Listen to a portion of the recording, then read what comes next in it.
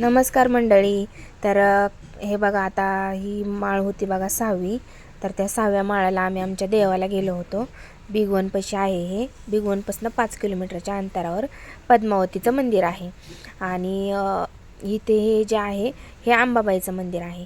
आता इथे आम्ही पद्मावतीच्या पाया पडून इकडं आलो तर अंबाबाईच्या मंदिरावरती पाया पडायला. हे बघा पायऱ्या वगैरे. हे माझे मिस्टर आहेत,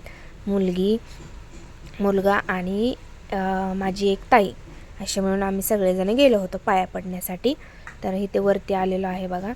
इथं अंबाबाईचं मंदिर छान असं आहे.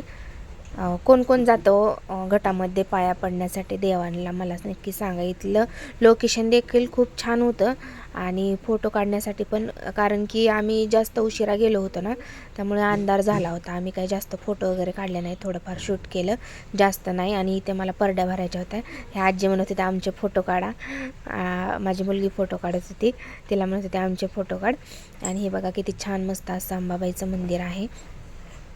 आणि हे जे आहे ते पलीकडल्या साईडला पद्मावतीचं आहे बघा. मी तुम्हाला दाखवते, इकडं पलीकडं आहे.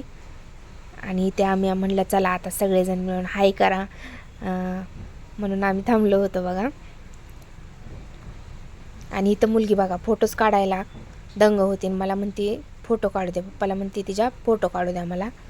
आता बघा मस्त वाटला ह्याच्यामध्ये देवाला जायला. चला मग बाय.